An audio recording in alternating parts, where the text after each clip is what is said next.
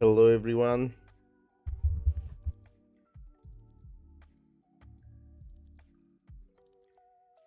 Hi, hello, everyone. Um, Welcome back to my stream. For those who are new here, my name is Ali, and I'm a software engineer who learns and builds in public. And currently, we are uh, working on the options trading strategy, which is season 3 of my streams. And today we are at episode 10. And episode 10 is about strategy parameters optimization, and this is basically what we started last time. Let me, I have something with my sound, 1 second. Okay. And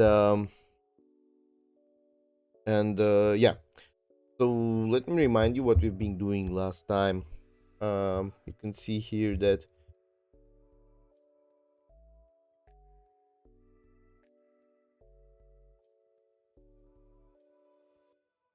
yeah, so basically what we implemented is this feature to be able to select, save and change presets for the options here for the parameters, because there are too many of them, and it was just hard, to manually set everything up. And now we have here some predefined different market behaviors, which is bull run, which is a bear market. Let me load it here. Loading bull run, loading bear market, high volatility sideways.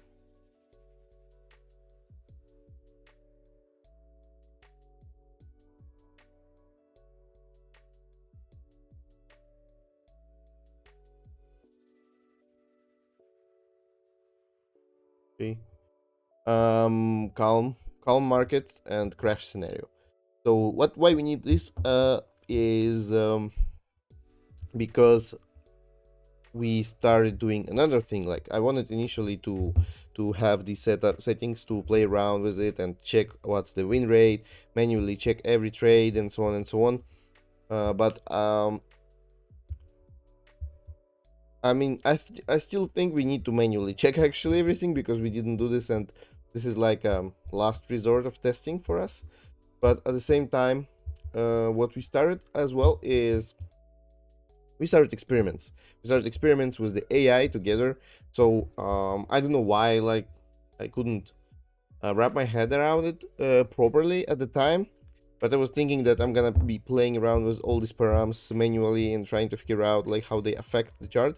But apparently there are too many of them, and it's actually really hard to do.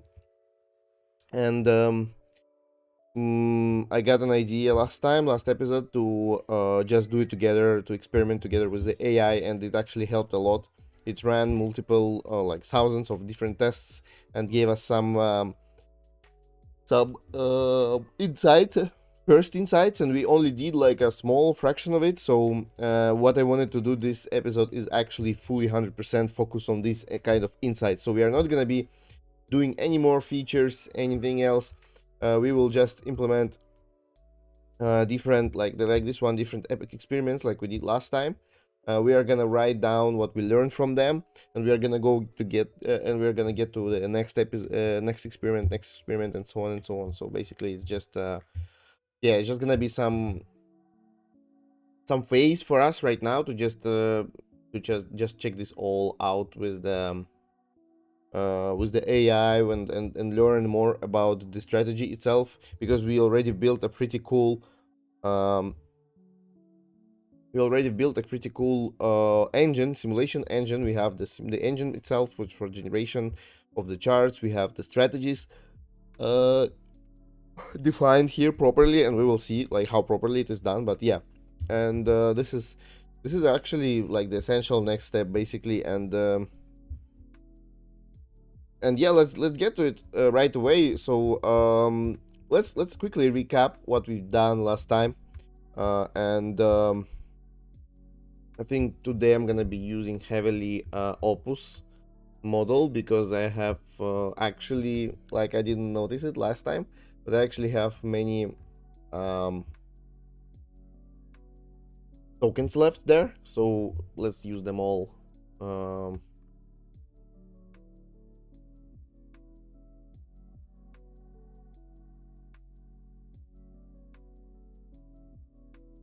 yeah, I have a bunch of them, because I had some subscription that I didn't use, and I think it expires tomorrow or after tomorrow, so like this is crazy. We can actually even use like the super fast opposite if we need to. Okay. mm, what we were using open code, I guess.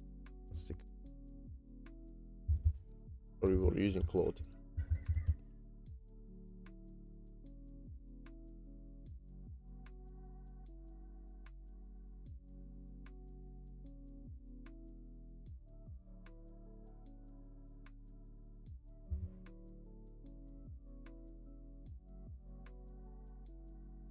Yeah, we got some insights here.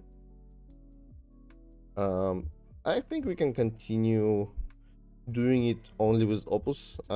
Like you remember last time Gemini was pretty crazy. I don't know if it's gonna be good now. Opus is definitely 100% good. So I don't know if it makes any sense for us to actually keep using Gemini for now. Like let's try it. Let's try with the Opus first, and we will see. So what we need to do, I wrote it down explicitly last time. We need to write down the insights from the first experiment to research and readme. So let's do that right now, and then we're gonna learn gamma, because we read that more and more now, and I understand that I don't get it. So I think it's gonna be it's a good time to get that, and then we can like continue with the rest with the automated simulator for the best params. Okay, check research sweep Gemini report, and is there anything new from what you just told me?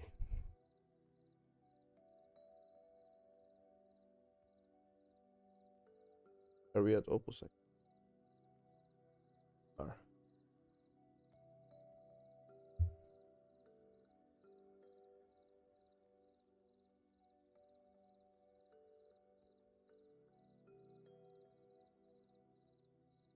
Okay.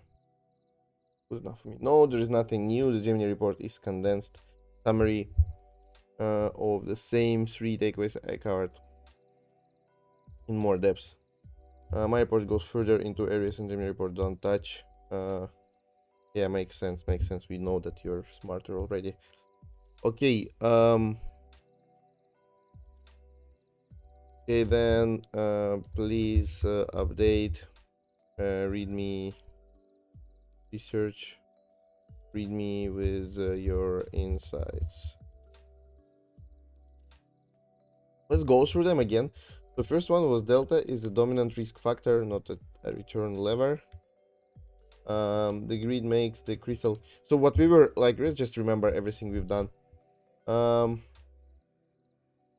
quant analysis, high volatility sideways grid search. So basically we simulated high volatility market like this one, and crazy looks like a, yeah, something like this, and it did thousands of different simulations on top of these thousands of charts, and tried different combinations of the params, and tried to figure out what's the best param, which params, which set of params performs the best on this particular chart or like market condition. So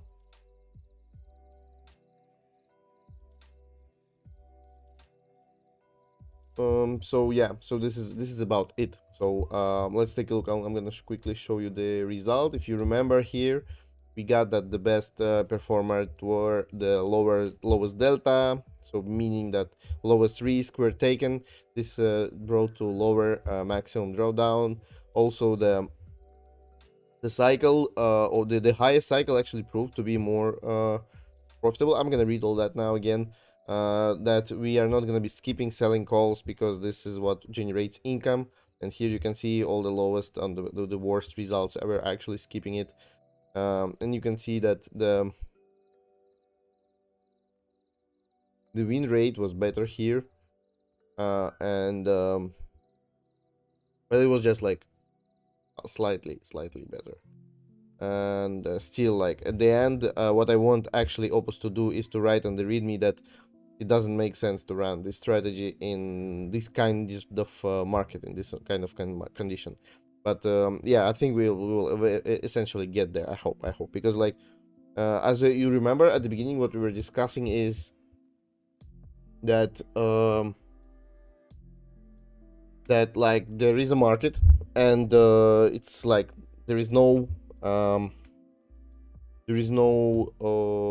strategy that performs well always, and you know there is different strategy for different market conditions. And what I want to do here is not only find the best params for the strategy, but also find the best time on the market when we need to actually trade this strategy with these params. And also, and on top of that, how are we gonna detect this moment? So like, is it possible to do it automatically? Imagine like this is only one strategy of our bot, or of our future trading bot, right? And what are we gonna be doing when the market is high volatile sideways greasers? Definitely not trading this strategy, right? Because the APR here is like small as fuck. So you won't be willing to spend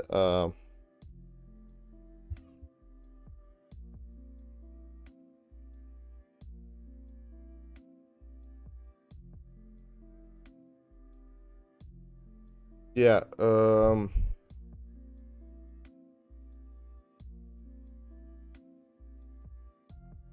Yeah, so the mean APR in general in this strategy is like pretty low comparing to the market. So like what Opus actually told us, we better holding T-bills instead of just doing this, because it's much less riskier and much more efficient in terms of what we earn. So so yeah, that's basically it.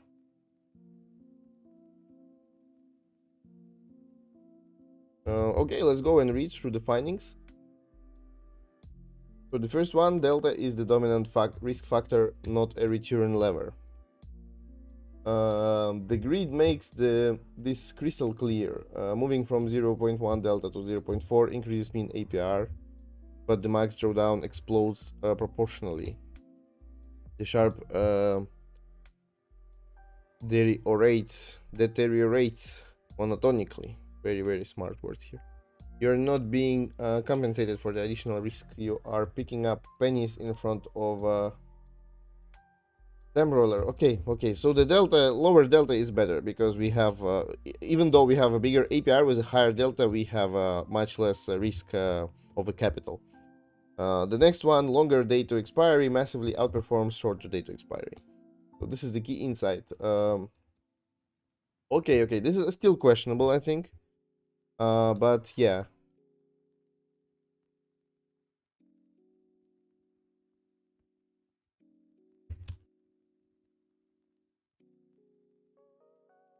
But it's only for high volatile regime. I agree with this because I think weeklies are actually pretty good. Like, I'm not professional, but I have this feeling also coming from some experience. Okay, the skip threshold premium filter is a trap. Yes, it is. Bad premiums would approve a risk-adjusted return, but I think we don't have enough data here to tell this, because we still had this 5% here and 10% here, as you can see. So but yeah, the mostly all of them are zeros, like half of them are zeros. So we'll see in the other experiments, I think. And the Sortino ratios tell a different story than Sharp. Yeah, so this is interesting. You can see the Sharp is always negative here, and the Sortino is like on the tops is going up. And so the 0.1 30 combo has, like this one, has 0.13, but Sharp 0.13, but 13 is 7.5. This massive divergence means the return distribution is heavily right skewed. The upside volatility is large. Some paths generate big premium income when volatility stays elevated but doesn't breach, while downside volatility is relatively contained. A mean variance framework sharp penalizes you for upside volatility. 13, which only penalizes downside deviation, says that the strategy actually has a decent asymmetric payoff profile. That's interesting. So probably we are gonna have much better results on the other type of markets.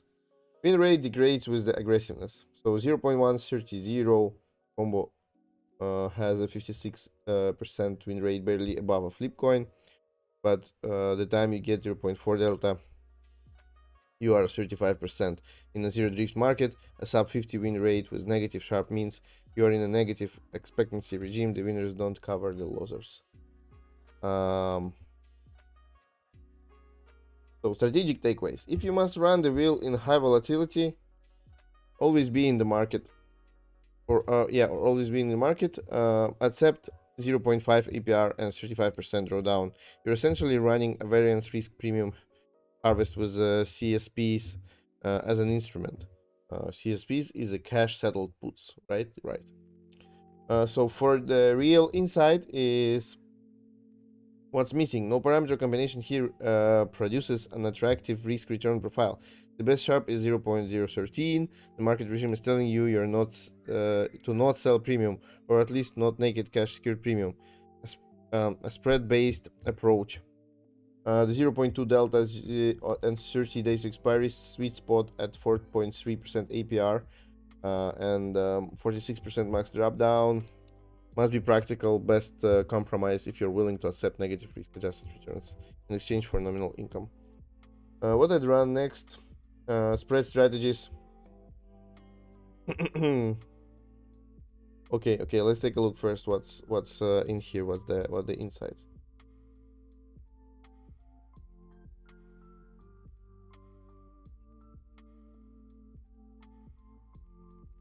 So the goal was to maximize sharp ratio. Market baseline was high volatility sideways. Approach was iterative grid search sweeping across 1000 Monte Carlo pass over 365 days. Actions taken. The results are key findings. No parameter combination produces positive risk adjusted return. Dominate shortly. Delta is a risk factor, not a return lever. Okay, I think we can apply this. This makes sense. And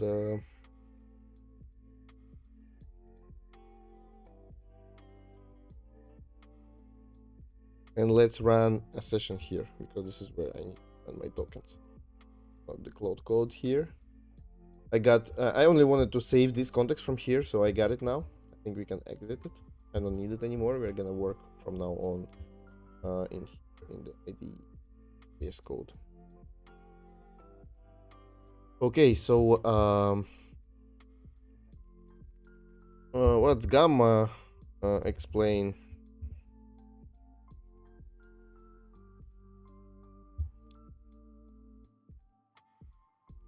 Meanwhile, let's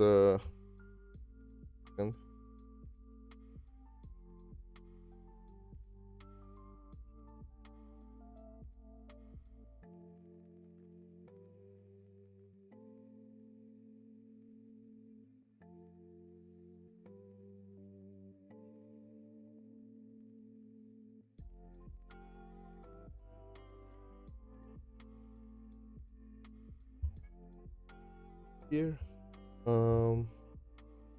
be even like this.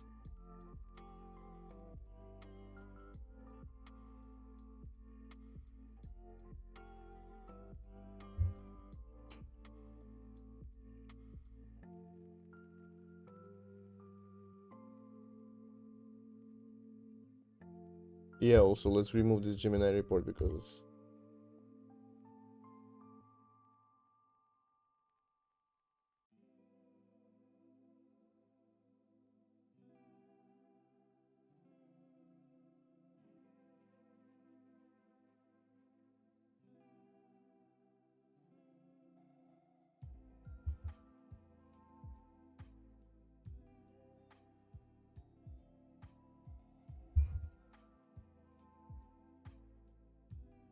right?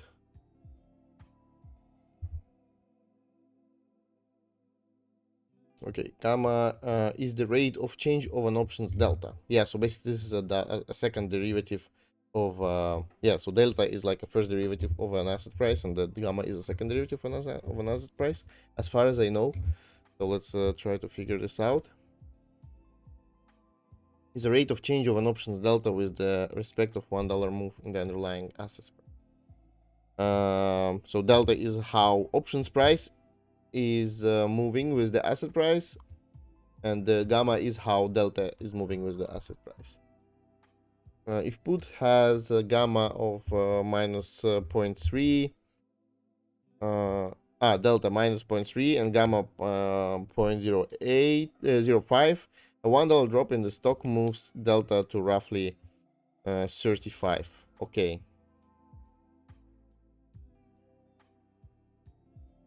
Gamma is highest at the gamma is the highest for the at the money short dated options, which is exactly why your sweep 1 result shows short DTE performing worse. Those positions have little gamma exposure. Small price moves cause massive delta swings during a modest short put into a deep in the money position overnight. Gamma is always positive for long options and negative for short options. As a whale seller, you are always short gamma. Price moves hurt you non-linearly. Why it matters for the wheel? Delta stability. On the low gamma, slow moving. On the high gamma, whipsaws on any move. Risk profile. Gradual, manageable losses. And high gamma, sudden, outsized losses. Theta benefit. Wait. I don't get it. It's a gradual, manageable losses. Sudden, outsized losses. Okay. Theta benefit. Steady decay over weeks. Fast decay, but tiny window. This is the core mechanism behind your sweep 1, finding that 30 days to expiry dominate short days to expiry, longer dated, lower delta plus puts have smaller gamma, so adverse price moves don't snowball as quickly. Okay. Um, can we state that this strategy is just not suitable for this kind of market? This is actually very important question, because like if you remember how my second season finished with the poly market, is because I actually got a pretty good insight on like what we are doing here. Finally, this whole thing was just an experiment to get this fucking insight at the end, and this is what is happening here right now. I'm just getting like a finalized insights on what we've built, so I understand like if it makes sense, when it makes sense, how to use it, and so on. I'm 100% sure it makes sense, but it's just for different markets. You remember all that already, like we've been through this, and we are gonna figure it out now. But as you remember, I told you, yeah, we will find this like this best spot, or like best market for this strategy, and then we are just gonna find other strategies for other markets later on. So let's focus on this one, define it completely, understand it completely. We will backtest it. We will see where we could like have not traded this, stopped it, and so on, so we can like understand if we can detect this sheet, and so on and so on. Like I hope you're getting me. If not, like yeah, feel free to comment, leave a comment, and ask questions. Okay, so yes, the data is unambiguous. The best sharp across all 48 combinations was effectively 0, and every attempt to chase high return just increased drawdowns without compensating for it. That's the textbook definition of the no edge. Let me update the finding to state this conclusion directly. Yes, thank you. What was the conclusion? Okay, we have it here. No, we don't have it here. We have it here. Yes. Conclusion. The wheel strategy is not suitable for high volatility sideways markets. With 150 annualized volatility at zero drift, no parameterization produces a meaningful risk adjusted return. The strategy has no edge in this regime. Premium collected is fully consumed by assignment losses and gamma driven drawdown, attempting to optimize within the environment is futile. I don't know what's this, but apparently something. Yeah, even Siri doesn't know what it is. Okay. The correct move is to not deploy the wheel here at all. Okay, awesome. I'm happy with this decision actually. Um, get it here. Let's save it and get to the next one. Okay, so there are some suggestions by the Opus AI on what we should do next. What experiments should we do next?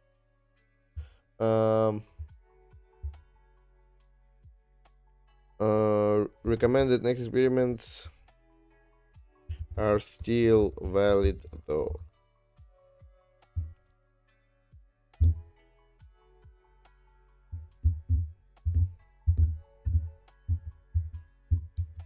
Yes, they're all still valid, and the conclusion actually straightens the case for several of them. Um,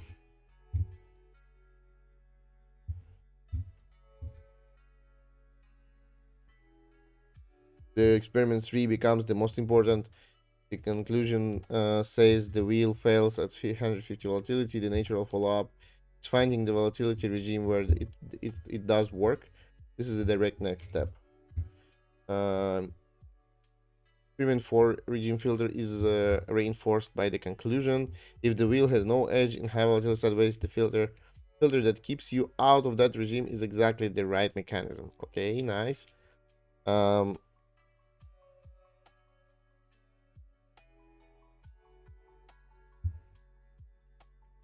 Experiment 2 spreads is still valid. Defined risk structures might salvage the strategy even in hostile volatility by capping the gamma driven drawdowns that killed naked puts. And experiment 5, Kelly sizing is the weakest now.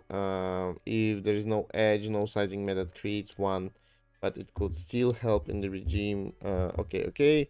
Can you rearrange them in the readme then, please?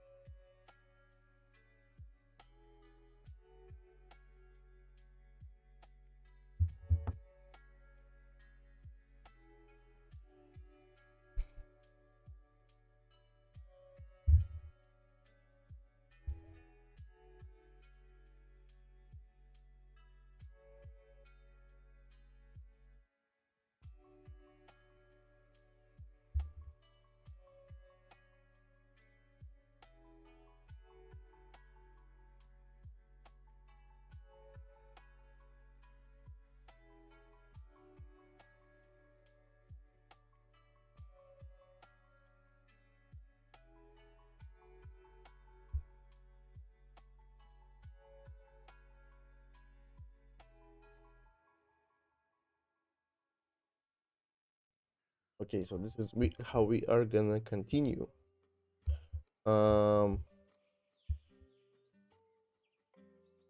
Okay, let's get to the next one right away.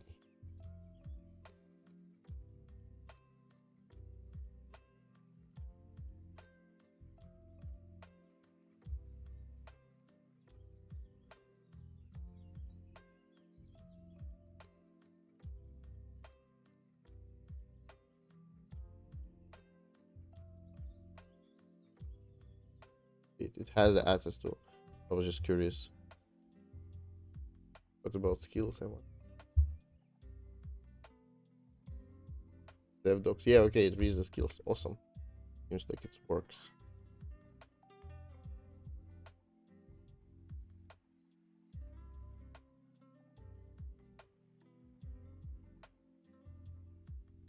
Now I have the full picture, the calm market preset, 5% drift, the closest built into normal equity market conditions. I'll run sweeps at two volatility levels, 25 and 50%, to bracket the normal range and find where the wheel has an edge. I'll also expand the grid slightly to include more cycle lengths.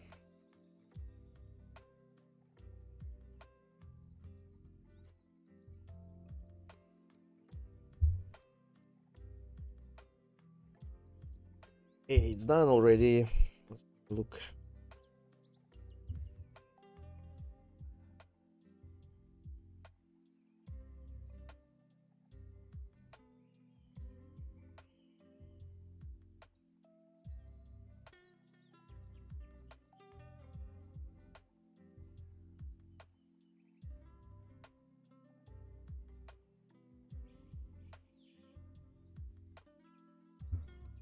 Now it's running 90 parameter combination. 48. Okay, 90 more for different volatility. Let's take a look. I don't like the model here, GBM, but okay, it said the last time that it's a good model for these conditions because there should be no problems with the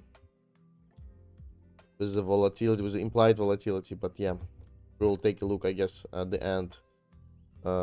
We'll figure it out. I mean, at the end when we will run it on the real data. Okay, so the results are in. What does it look like? Doesn't look good, to be honest.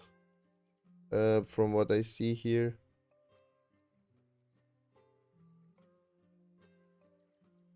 Something is very wrong. Yeah, exactly.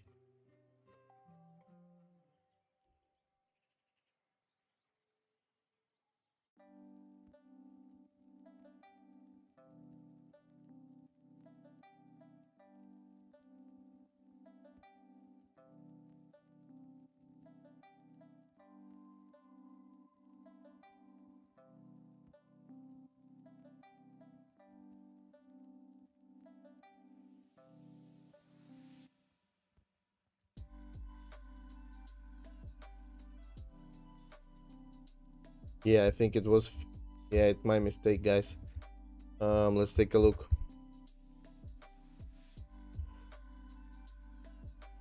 I think I pushed something that I last time that I did not properly control.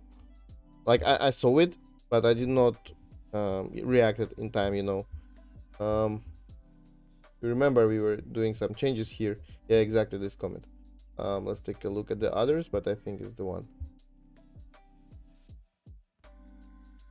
Yes, no changes here, no changes here. Yes, exactly this commit. I'm gonna tell it to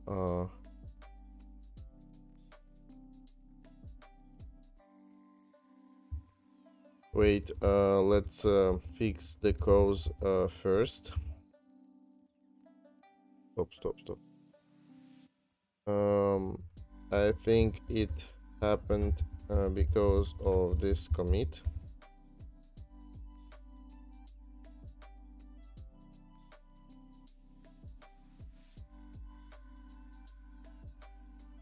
Can you take a look at the changes in the what was that?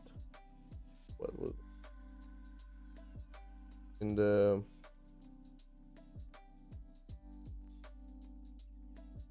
the Monte Carlo? Yes, because I committed them. It was needed for VIP1, but I didn't even check if my main simulator logic is crashed because or not crashed but corrupted, that because of this.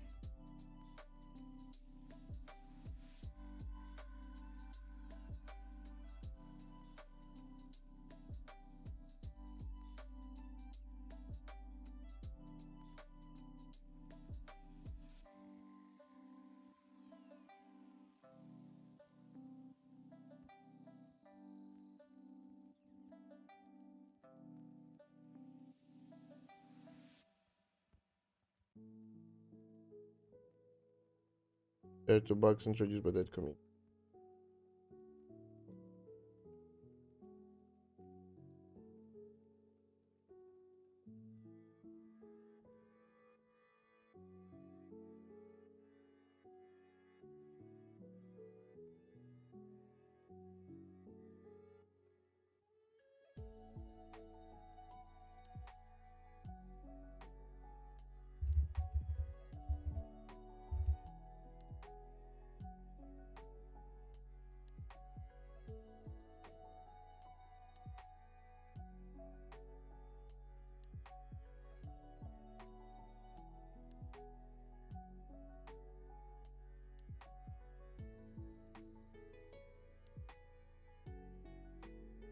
Yeah, I think the last commit was like completely disaster.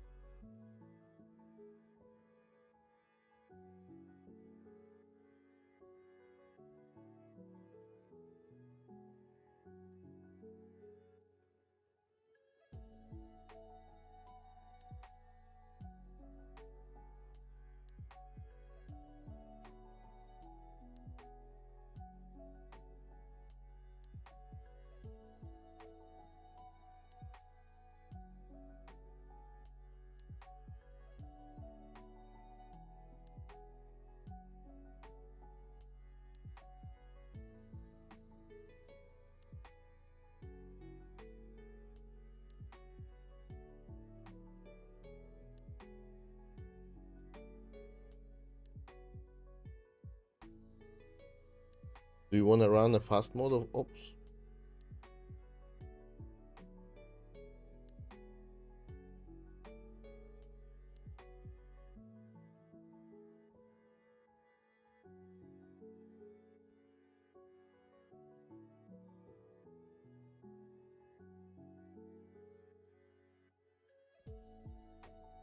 Allowance resets at March 1st. So in 2 days, I think we can run a max opus one. Or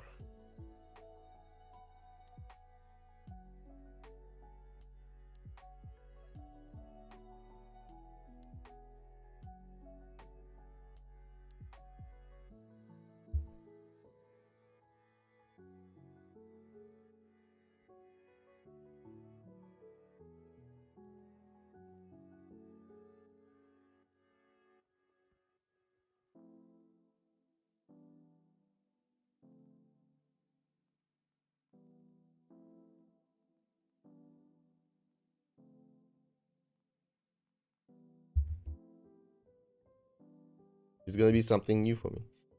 30x. Okay, so bug. The commit removed from the wheel APR calculation, but nothing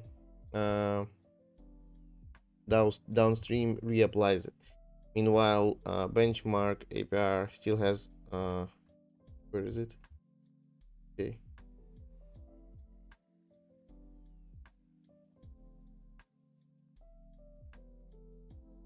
And still this from the same commit preset default changed.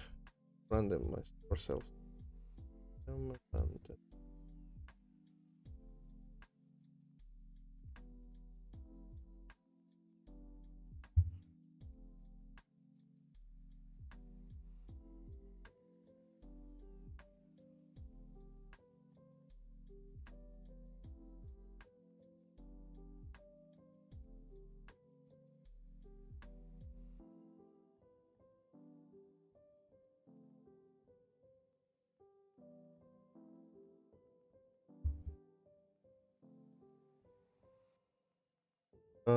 Okay. Okay, it was changed by AI to perform form sweep one. And you see if it didn't break now. Check, check, check.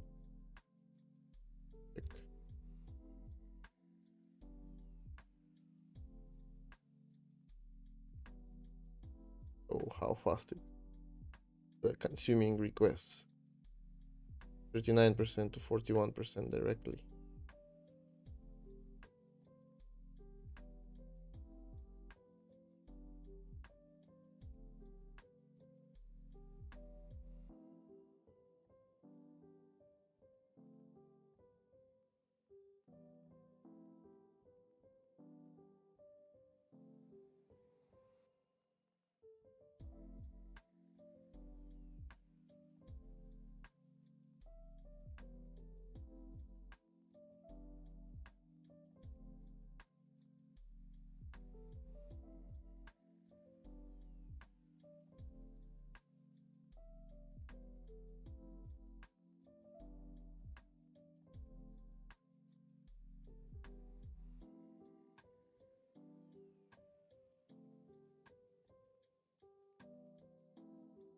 Okay, sweep number match the regional exactly best. Okay.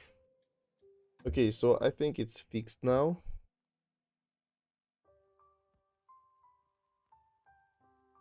Let's check the commit here.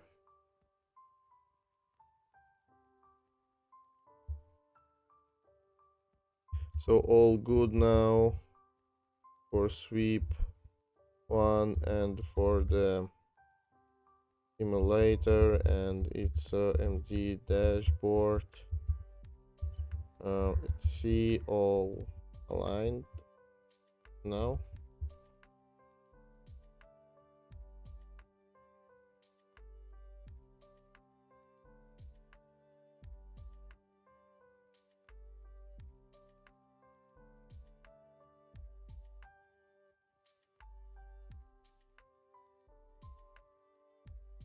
%2% per request, like immediately.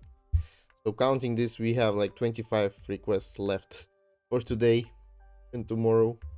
Okay, I'm just gonna use it a little bit and probably turn it off. It doesn't bring so much value that maybe it does, like in parallel coding, you know, at night if you just put it to build you new project from scratch, one shot. But yeah, not for me, not now. Yes, everything is aligned now. Here's full chain. La la la la la. Okay, no problem. That's great.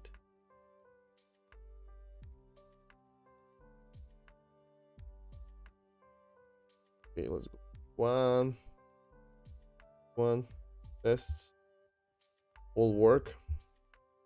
Okay, let's run and analyze. Finally, analyze sweep.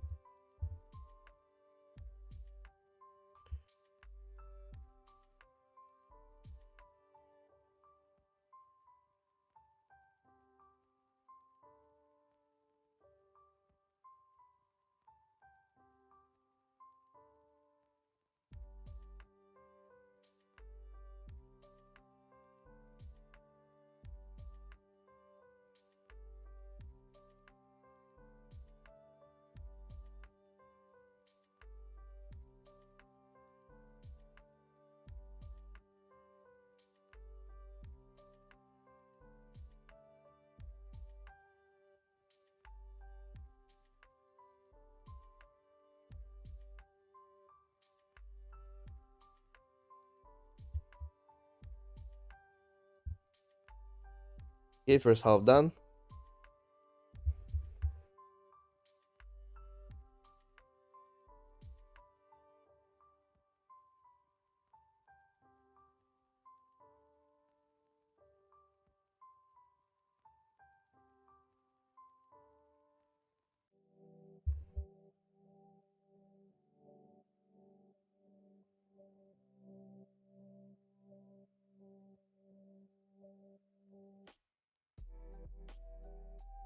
And we are back.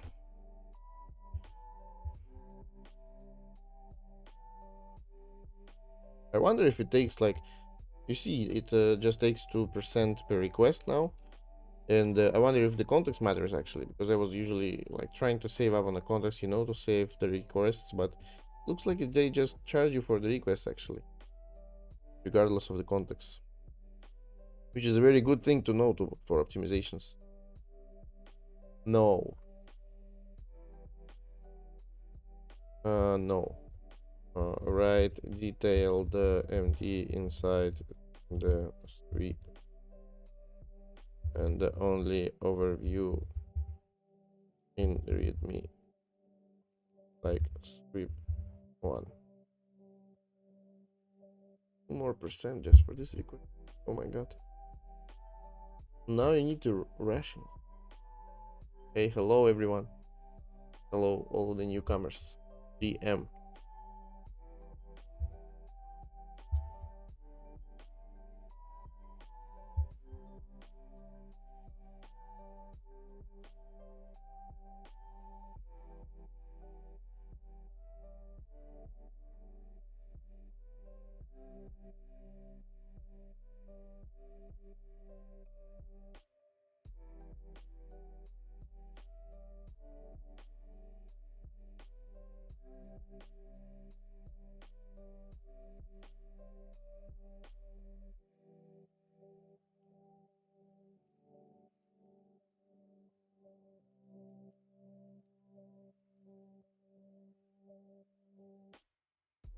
Okay, now we're talking.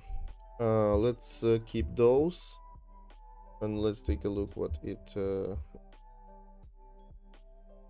yeah, let's take a look at the overview here. So excellent results. Wow. Now let me analyze and update the readme. Done. Here is the headline analysis.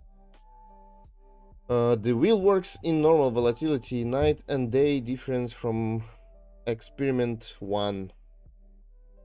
Experiment 1 was 150 volatility, this one was 50 volatility. So the best sharp increased from 0.01 to 0.4. Win rate increased drastically to 72%. Alpha actually became meaningful, so it's like actually makes sense to run the strategy instead of just holding the asset itself. The max drawdown went way below, way lower, and nice. And this percentage of combo with positive sharp increased as well from 0% to 40%. Crazy. Takeaways: 50% volatility is the sweet spot. Fatter premiums. Oh, we have two of them right here in the output. Fatter premiums more than compensate for assignment risk. At 25% volatility, the edge exists but is thin. Low delta plus long data expiry wins again. Okay, makes sense, maybe. Is the best risk adjusted combo in the both experiments. Skip threshold always hurts. Okay, so the same basically from what we learned from last time. So apparently, probably this feature was actually a piece of shit, and we just don't need to use it anymore.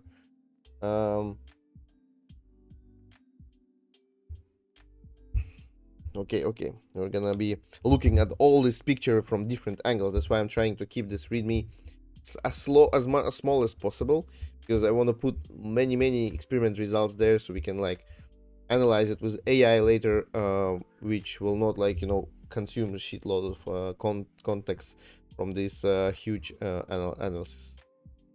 So high delta is a return trap, plus 20% APR at delta 0.4, but sharp collapses to 0.03, not worth the drawdown. The research readme has the full write-up with the renumbered next experiments. Okay, let's take a look at them. We are at the limit. Like, what the fuck? This is a 30x Opus model, and originally it supports not only 250k context but actually 1 million k context. But they still give you only 128 here.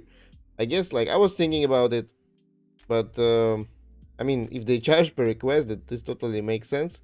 But also,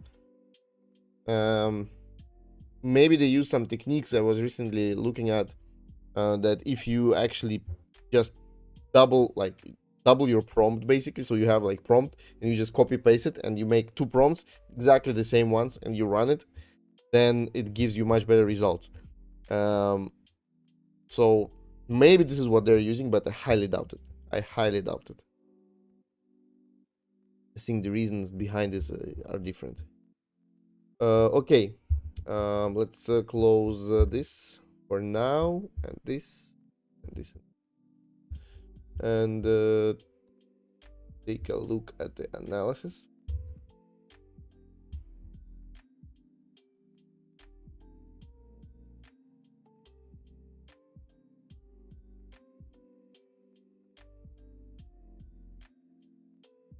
So the wheel strategy generates genuine alpha in normal volatility environments at 50% volume volatility with a mild positive drift.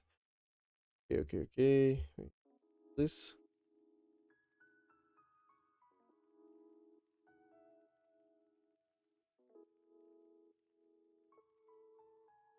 So the key findings are: first one, the wheel generates genuine alpha in normal volatility. So this is the central result. At 50% volatility, best sharp is 0.4. Oh, I think would be great to actually have it. How do I open it? Okay. Is it gone now? Maybe it's gone now. All right.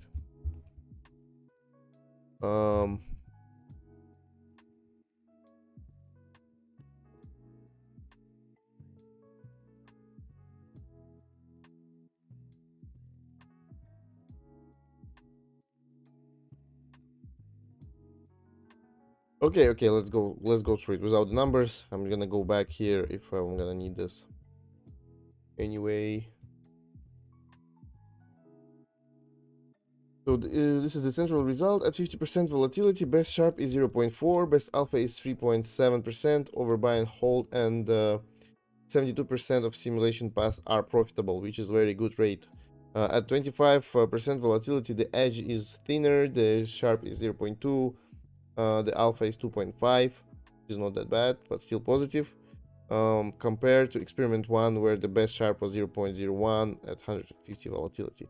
The variance risk premium, the difference between implied volatility and realized volatility, is proportionally larger in the normal volatility regimes. Can we compact? Can you compact here? What the fuck? Wait, let's move back to this one, because I think we're gonna need more requests than 25 probably. Okay, the variance premium. You know what was good? Oh, maybe I can do this here. Yeah, I can do this here. The quoted. The variance risk premium. The difference between implied volatility and realized volatility is proportionally larger in normal volatility regimes. At 100 to 50. Can it be because we used a GBM model, which actually have static historical volatility, like realized volatility, and fixed or also static IV in our simulator? Can you check this? Doesn't is our experiment still correct? You remember last time I was talking about the implied volatility, and this model convinced us to use the GBM still for this kind of markets, and you know, we have static implied volatility, so we cannot rely on it at all. So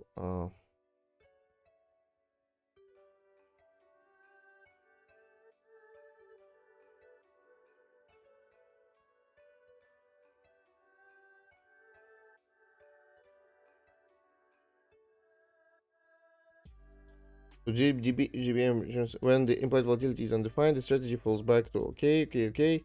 Realized volatility is compounded from actual price. Realized volatility is computed from actual price returns via realized volatility, a 20-day trailing window of logs returns. The GBM at 50%, this fluctuates around 50 due to sampling noise. So here's what's actually happening. IV used for pricing 57, and RV used for IV multiplier 50, actual volatility driving prices 50. Is the experiment valid? Yes, but with the caveat you are right to flag. The alpha is partially artificial. The strategy prices options at 57% IV, while the true volatility is 50%. This bakes 7.5% volatility premium by construction. In real market, counterparts would systemically overpay by 15%. This premium reflects the empirically observed variance risk premium, but it's a model assumption, not an emergent property. There is no volatility clustering or regime shift. GBM has constant volatility, so RV is always 50%. The strategy never faces a sudden volatility spike that would blow up the options pricing. With the Heston, IV would fluctuate the occasionally spike, creating periods where strategy is under pricing risk. The experiment is still correct for its purpose, finding that parameter work given a variance risk premiums exists. The sweep correctly shows that low delta and low DTE harvest that premium most efficiently. But the magnitude of the alpha, 3.7%, is inflated by the constant volatility assumption. So you're right, the question is, here's the summary.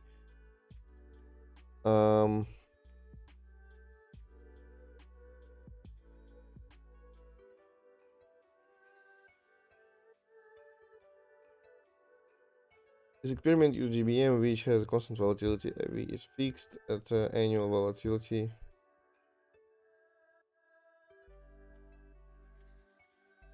IV 15% IV over EV is baked in by construction, not emergent from market dynamics. There are no volatility spike, clustering, or regime shifts that would blow up the options pricing model. The alpha magnitude is likely inflated versus a stochastic volatility model. Okay, let's check. Is there a way to actually improve the simulator and fix that issue?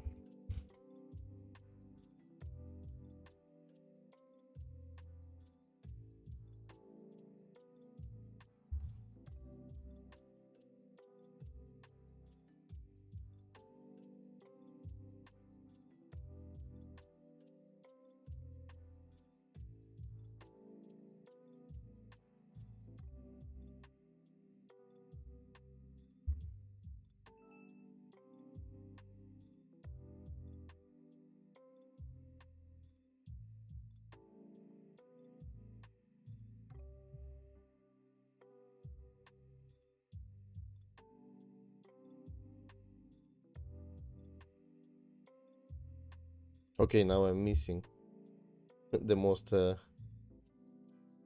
expensive model. Maybe we need to use it for tasks, research tasks. If you still, especially if you pay just for a request, why not? Just one request with a bunch of context loading, and then we're gonna switch to a slower model for less smart things.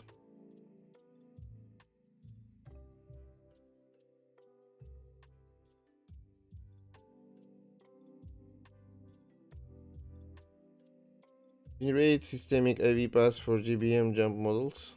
Add a lightweight IV model. IV starts at mean, reverts daily, reacts to price moves, leverage, has its own noise term. This way, all models produce dynamic IV paths, and the strategy always prices against market. Let's use Heston for sweep 2 instead of GBN. Get Heston's theta. IV paths come naturally from the stochastic variance. Better long-term fix, it makes every model self-consistent. Option B. Yeah, okay. Okay, let's do like this. Let's go with A, but don't implement it. Now write implementation plan.md.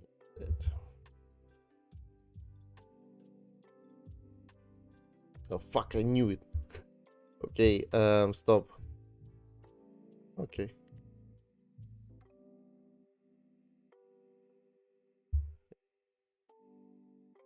Right. Wait, what the fuck?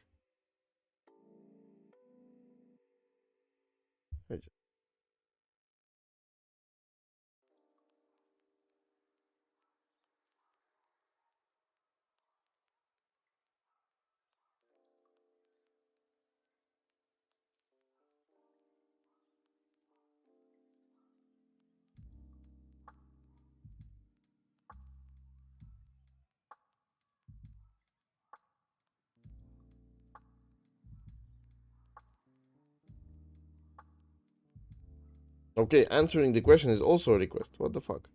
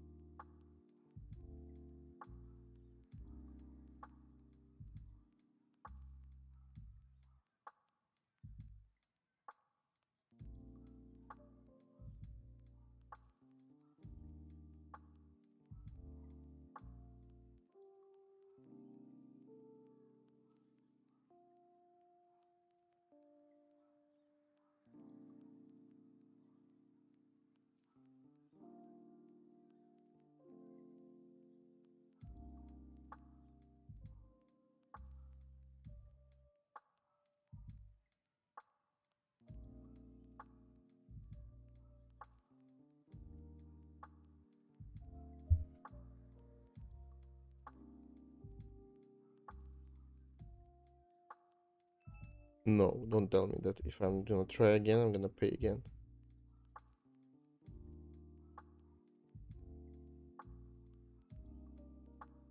Okay. No. No.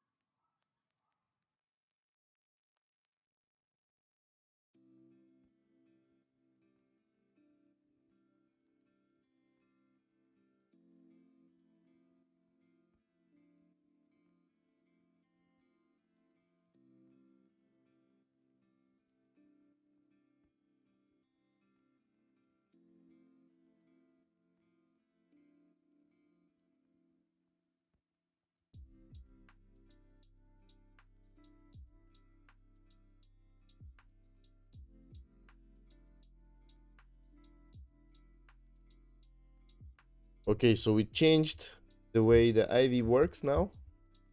Um, have some new params here. Take a look at the GPM. Yes. So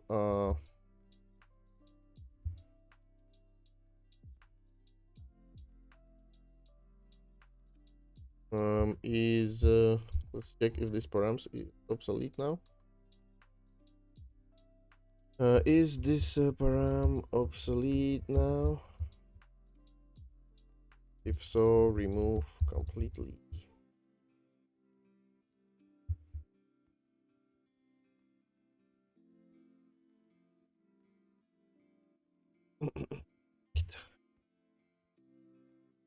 I wish I had more of those. I guess it's everyone's. We are wishing about the same.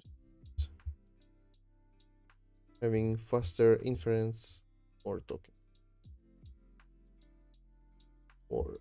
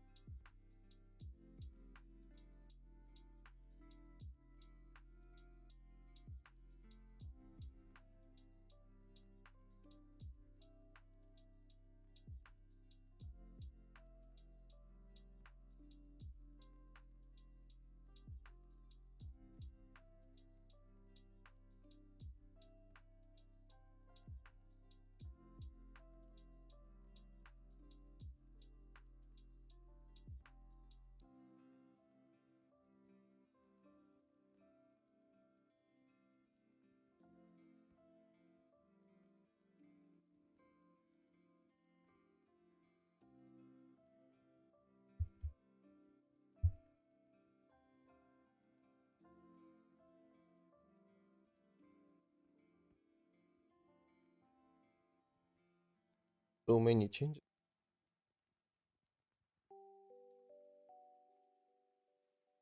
I like the icon with the context here, but now it only appears when your context is actually um high. Maybe it's possible to tune it somehow.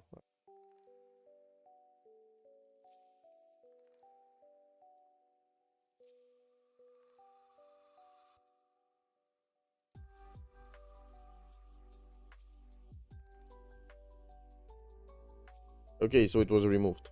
Not here anymore. Let's add all this.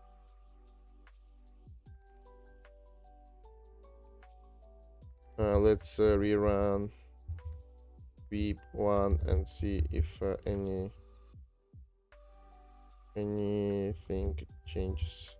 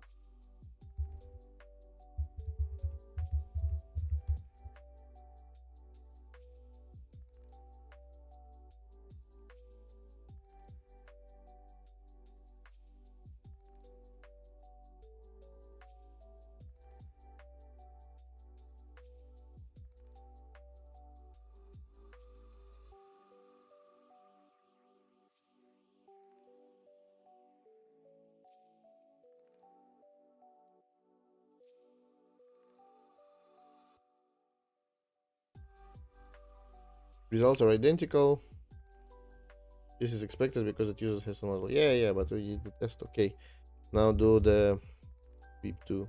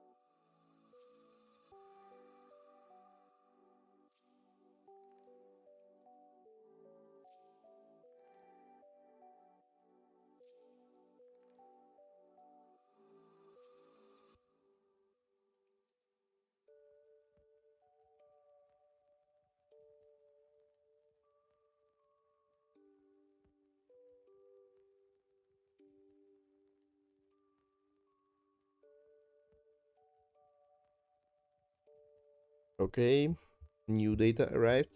Results are identical to the previous sweep 2 run. This is expected sweep 2 uses GBM without passing IV param, so no stochastic IV pass generated. It's still computed the same way. The only change was renaming. What the fuck? Why? I thought implemented better IV approach and sweep 2 will use it. How is it renamed? What the fuck is?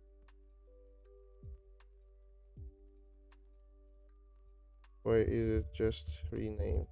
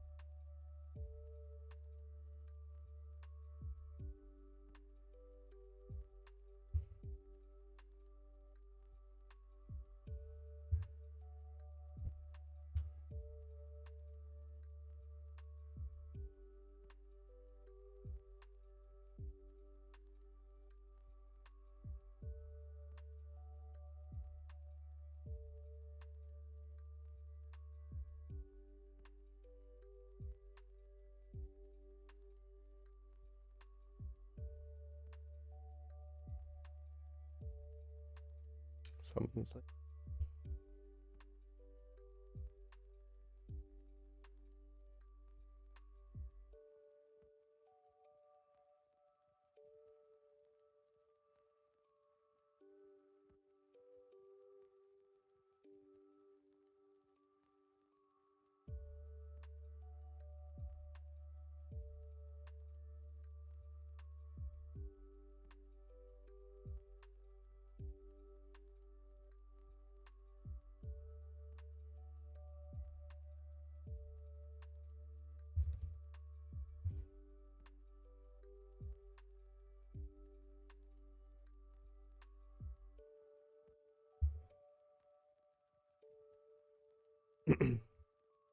Okay, now the stochastic AV is actually working and the results changed meaningfully. Key difference.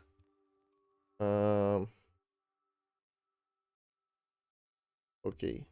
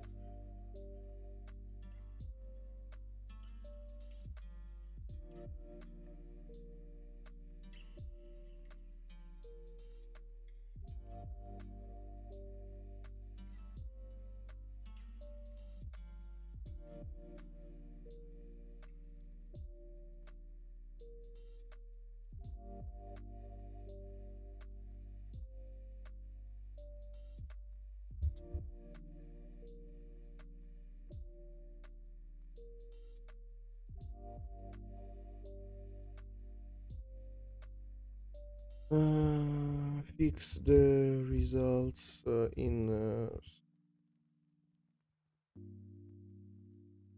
and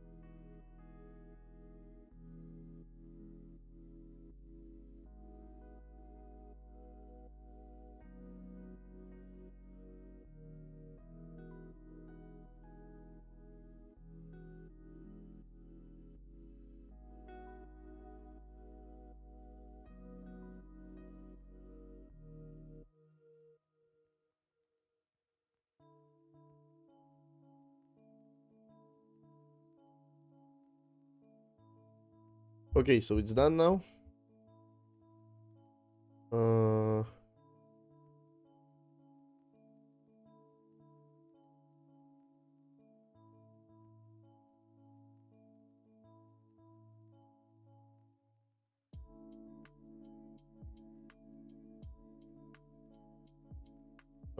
So after the results changed, your verdict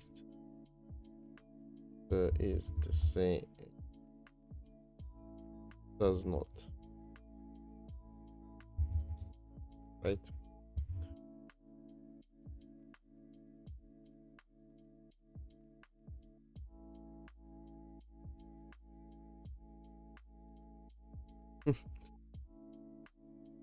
Okay. Good catch. Let me review what the verdict says versus what the data actually.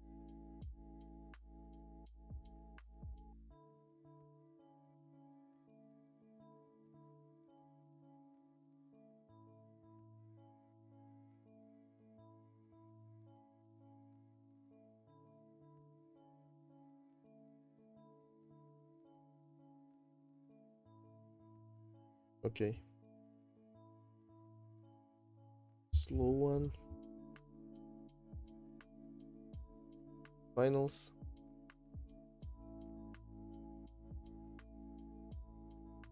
Completed. Only sell premium IV.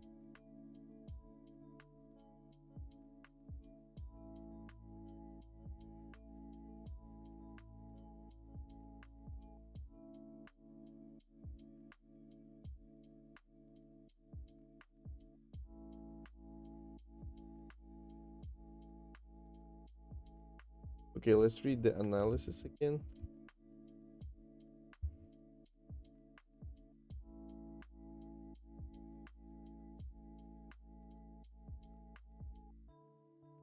Headline finding: the wheel strategy generates genuine alpha in normal volatility environments, even when realistic stochastic IV. At 50% volatility with mid positive drift, the best parameterization 0.4 sharp and 2 plus 2.8 alpha. At 25, stochastic IV shuffles the ranking. Short cycle strategies they now dominate because IV variability creates more premium capture opportunities at high frequency. 43% of all parameter combos produced positive sharp. 100% had positive mean APR.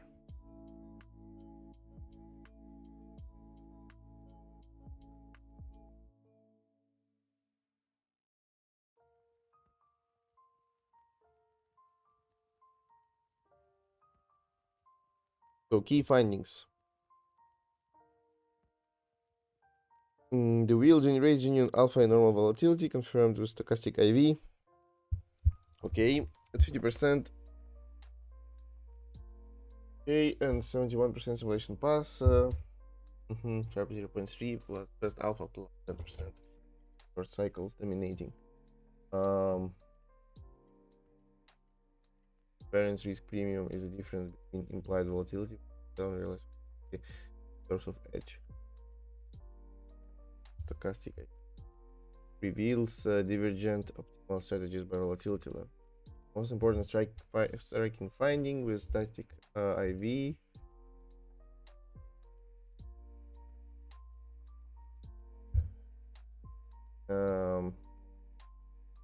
Static IV, both volatility levels, flavor delta 0.1, cycle 30, low delta, long T. With stochastic IV is different. Short frequent trades, lower volatility. The OU process creates proportionally larger IV swings relative to the premium level. Frequent entry lets you capture the swings. This is a structural result. Optimal cycle length should scale with volatility level. I think we should do another round of analysis of our engine later. A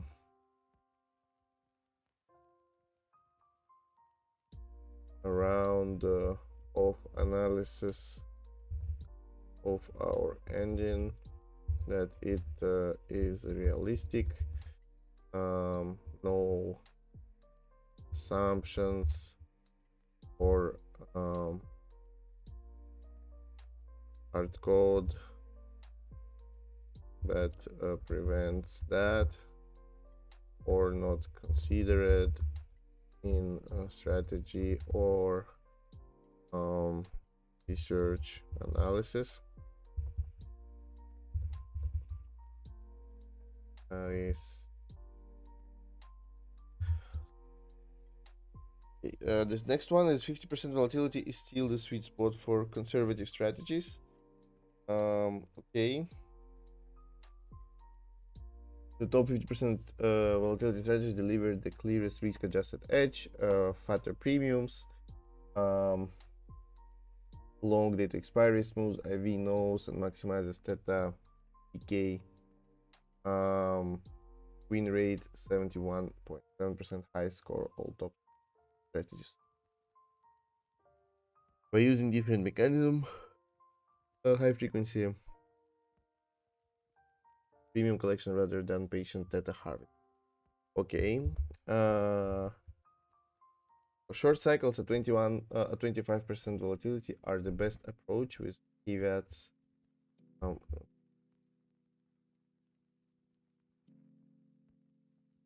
Caveat.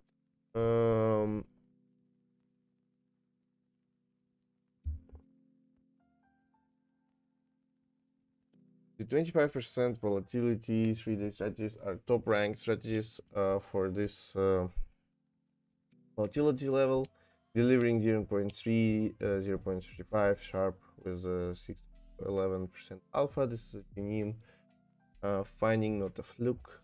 Stochastic IV creates proportionally larger swing volatility and Flint entry captures that. However, the tail risk profile is meaningfully worse than the conservative. APR E5 APR is worse, win rate is lower, max drop down is higher, and Cortina is low. The high sharp comes from mean APR being lifted significantly. Low Sortina confirms the downside risks proportionally. Okay, low delta plus long remains king at 50%. Okay, we got this already. Keep threshold consistently, we got this already. High delta is regime dependent. Trap at 50% volatility. Okay, mean and median divergence flags tail risk. Okay. Comparison experiment 1 and 2.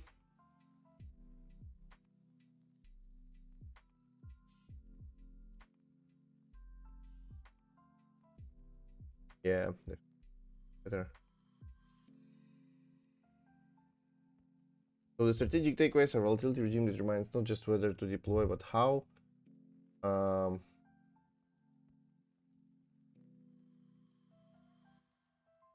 Both delta and cycle length should scale with volatility. The absolute alpha numbers are more trustworthy now. Never use skip filters in changing markets. Respect the left tail. Even the best strategy has 40%. Okay, I also have another idea. Okay, learn the gamma. That already.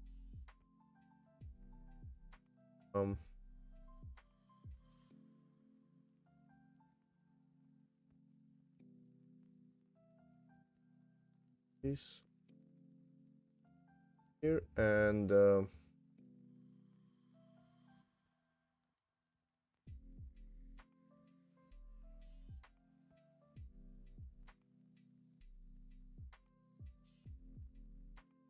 here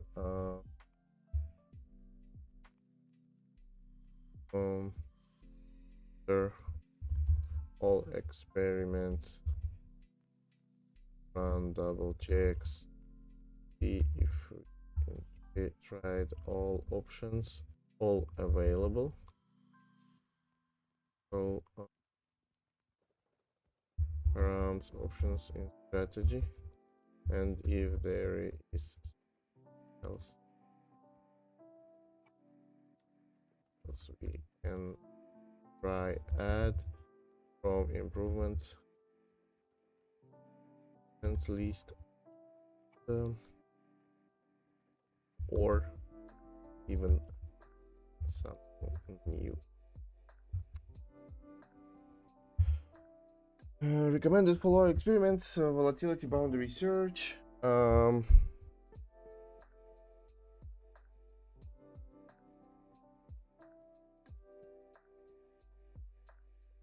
Okay, 1 second. AI.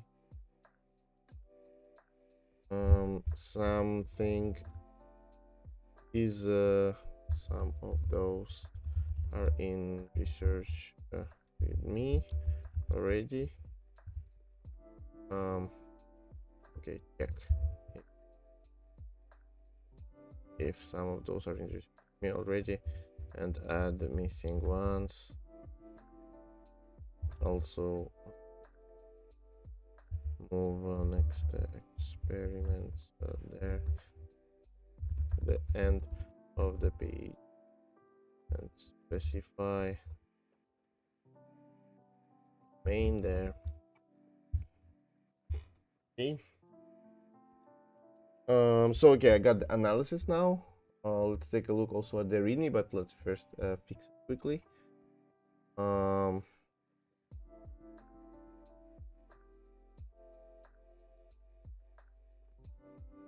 Will be a little bit refactored.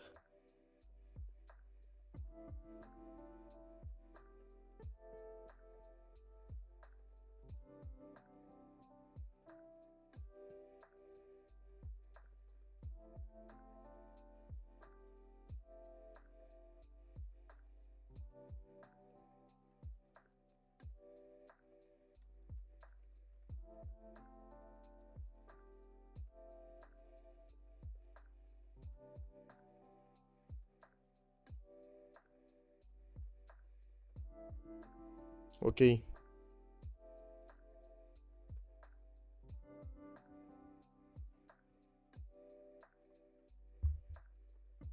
Now let's read this apart. Experiment 2 and further.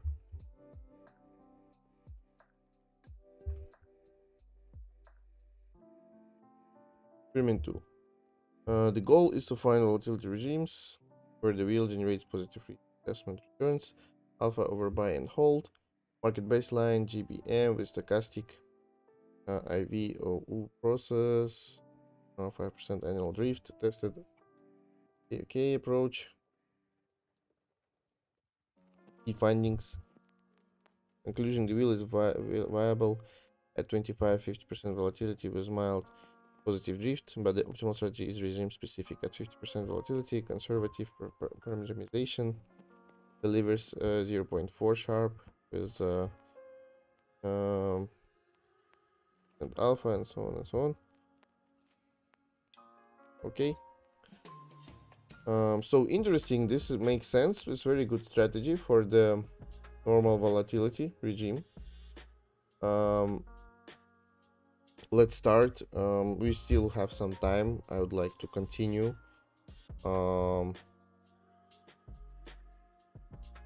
Let's implement the next experiment from here. I think maybe actually I just pushed everything, so feel free to. I'm gonna run with the fast one.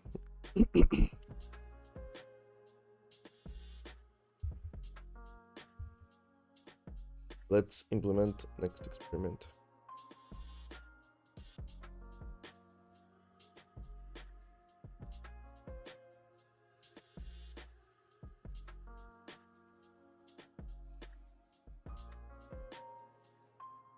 So as you can see, the strategy makes sense. We can test it right now if you want. Right here while it's working. So high volatility sideways. What market is it gonna be? All volatility.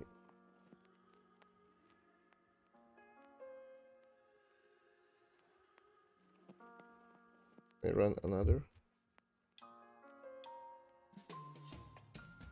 Is there a preset?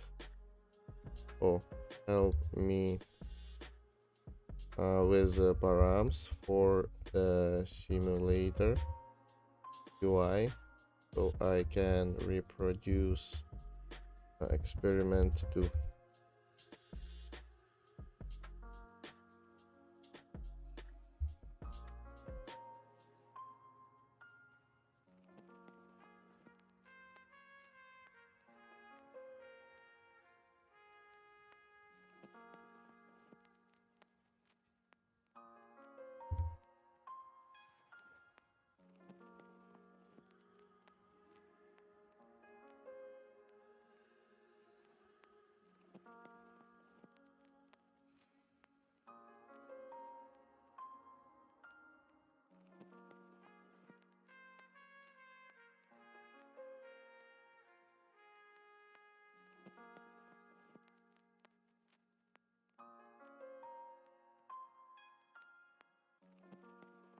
Okay, so it tests.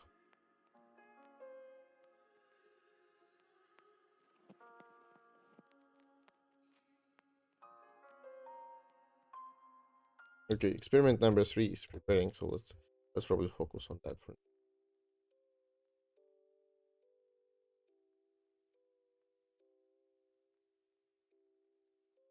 The goal is to find the exact volatility level between 50 and 150 where sharp crosses zero using consistent market settings, GBM with stochastic IV, and the best strategies from.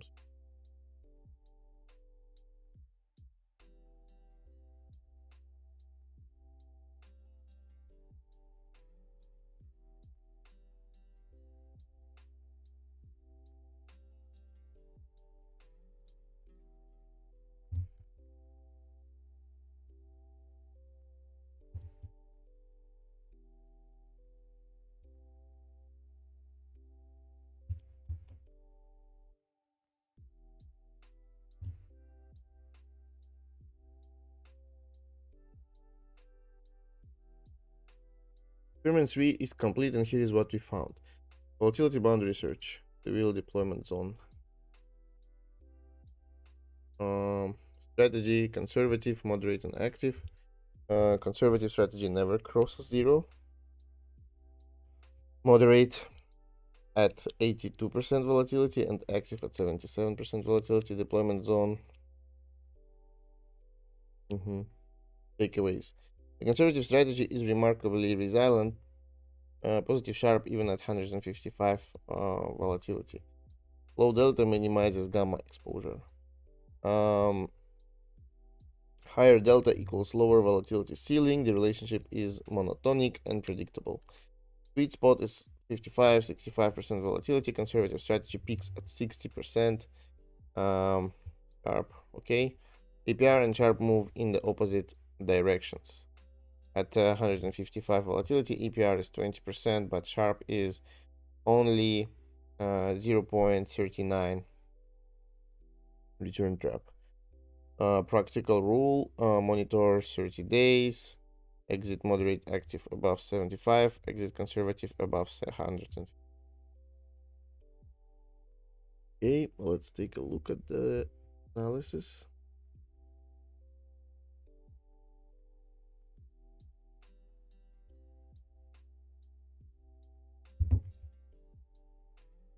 Let's take a look first if it was implemented well. So experiment 3 here, removed from here, and added new experiment here.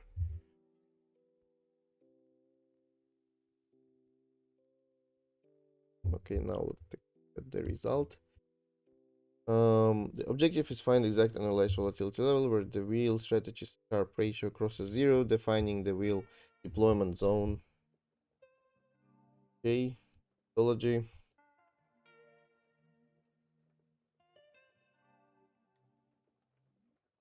Key finding: conservative strategy has no volatility ceiling.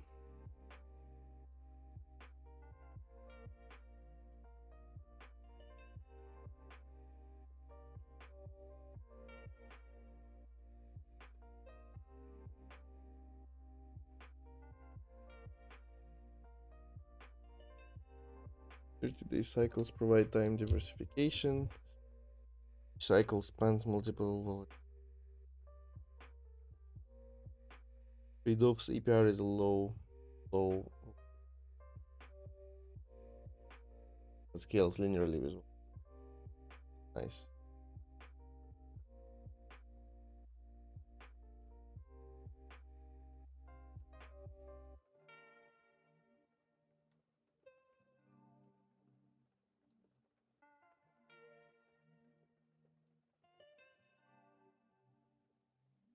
Also want to run the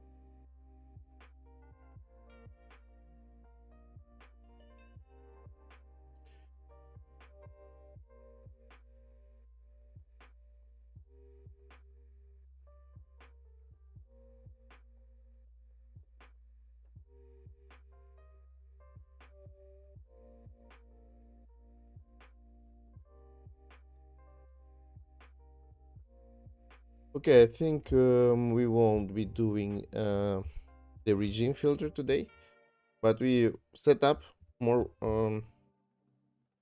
I think we set up the framework for the experiments better. So what I would like to do is to focus now on the analysis that we just generated, and then we can finish and wrap up for today.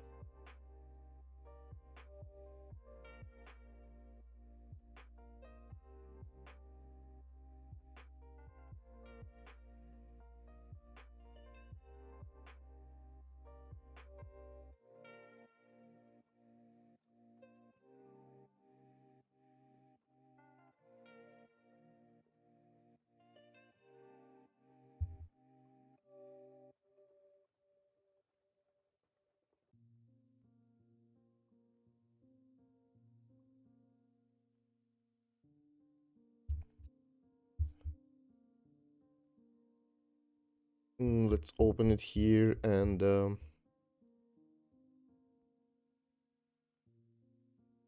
switch to a cheaper model or cheaper mode.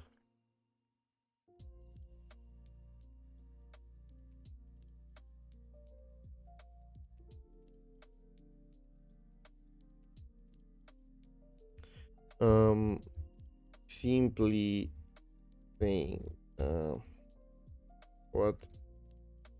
what are the results of the experiment, just defining which volatility is better to launch strategy,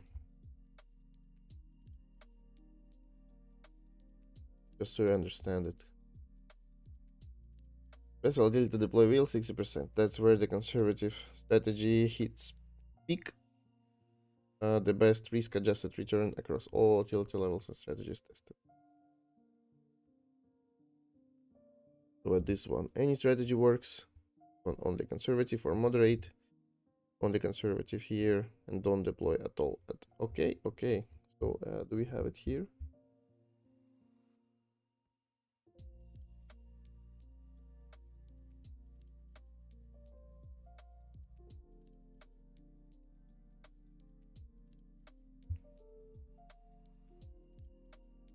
Nice, nice. Look, we already have this. This is actually a very, very cool picture. What I was expecting from these experiments. Regime detection signal. For live deployment, the volatility boundary provides a clear entry-exit rule. Measure 30-day realized volatility of the underlying.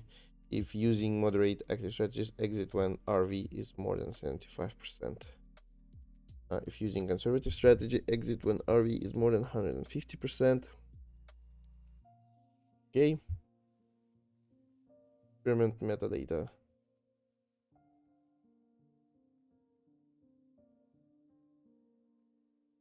Okay, okay, okay. All good, all understood.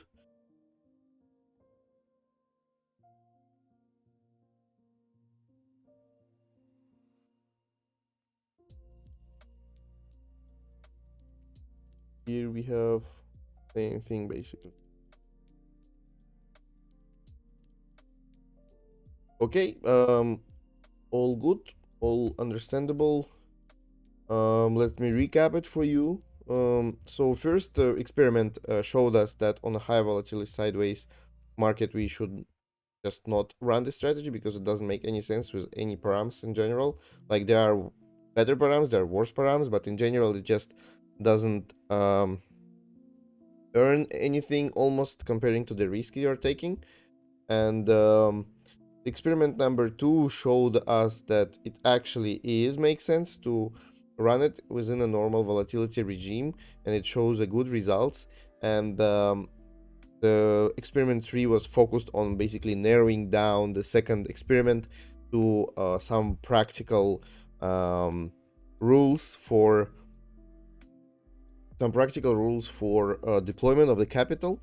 And these are basically that, as you can see here in this very, very beautiful chart, that you yeah, you have like different type of strategies: conservative, active, and moderate, and you need to deploy them just within a specific ranges. Yeah, and there was also a third third experiment that oh, another experiment that was added here to the list is a drift sensitivity. So basically checking whether the drift will like somehow like the third experiment. Um so yeah, that's it for today. Let's take a look at the to-do list. So I'm gonna keep those above so we can repeat what we've done. um uh Last episode, done. Last episode, to do.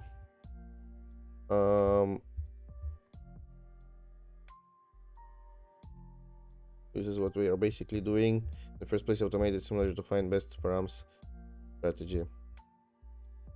Yeah, so we are working on experiments, and we are gonna be working on them on Monday as well.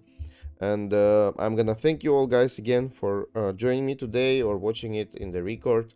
Consider giving me likes, subscribes, notifications. I also have a Telegram channel. Feel free to subscribe for it because you will receive immediate updates when I'm starting the streams.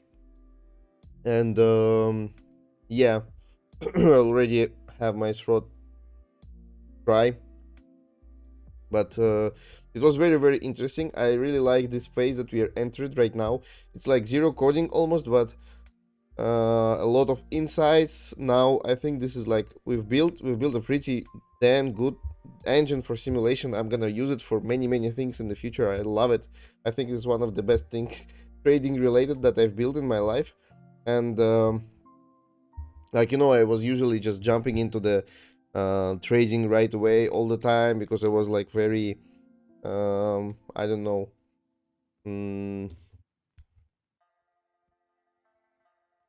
I just wanted fast results and so on. It's good. I like, I spent my whole life doing this like with different kind of stuff, but you know, this approach is also awesome. We didn't spend a penny yet, except for the LLMs, and we already gained so much experience in trading options basically without even actually trading it. So I really like this approach. I really like this engine. I would like to actually improve it later when we're going to be working on other strategies. Probably I'm just going to migrate it into something bigger. Of course, publicly available, open sourced for all of you guys. So yeah, pretty cool experiments. Pretty cool what we're doing here. I hope you also enjoyed it as much as I did. And also a question for some of you. I saw that there are like other views on my videos except like for the streamings, except for the ones from the live streaming. So if you will leave any comments, like any feedback, I would really appreciate what you like, what you don't like. Maybe you want me to like focus on something. I really can shape it for you if I will see fit, of course. Like, I'm not gonna be doing everything you ask, but I would really like to hear some feedback. And yeah, that's it. I'm very happy. There's also, as usual, sunny day now. I like this period. So thank you so much for joining today again, and see you on Monday, 3 p.m. Central European time, or likely if I'm not gonna get sick. Bye bye.